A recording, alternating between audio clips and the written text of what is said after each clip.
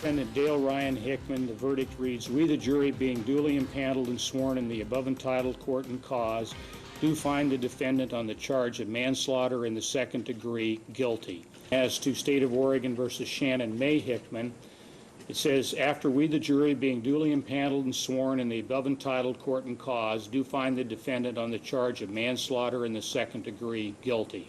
Return to the jury. An unanimous conviction on the most serious charges yet in Oregon faith healing case. Dale and Shannon Hickman guilty as charged in the death of their newborn son.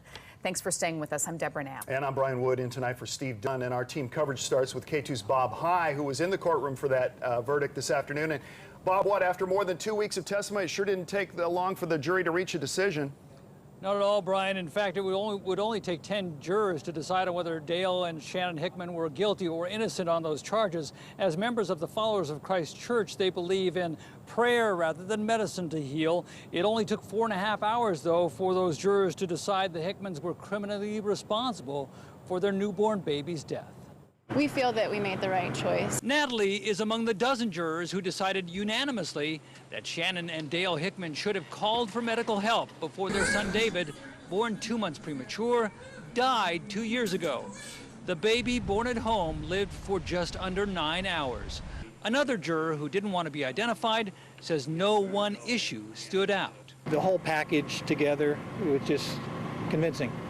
Yeah, it just left no doubt. The jury foreman says every juror thought the Hickmans failed in their responsibility after their baby was born to protect his life. That was very significant, I think, in all the jurors' opinions, because that seemed to us that from the point of the birth, that's when the law started to apply. The Hickmans embraced for several minutes after jurors were dismissed. Then prosecutors made a request. The state is going to be asking that the defendants be taken into custody today. In any courtroom in this courthouse on a conviction of this type, most likely that is what would happen.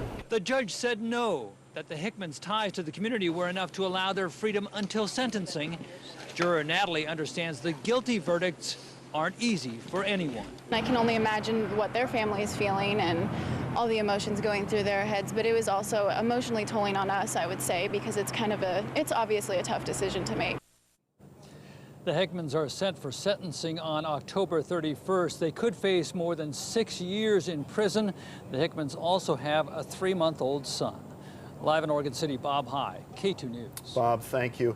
On your side, investigator Dan Tilken broke the story of little David Hickman's death back in 2009. He was the only reporter at the crime scene the day investigators searched for evidence at the home of Shannon Hickman's parents. He joins us now. And Dan, this case has a lot of symbolic meaning. It does on several levels. Remember that the Hickmans are now looking at the toughest penalty yet, and out of any of the 4 trials we've had so far. Remember that Jeff and Marcy Bigley, they had been sentenced to about a year in prison for the death of their teenage son. Now also, Shannon Hickman is the great-granddaughter of Walter White, and this is significant because Walter White was a church minister who brought the group to Oregon City from Idaho. Now, White died back in 1969, but church insiders tell us his faith-healing teachings still lord over the congregation.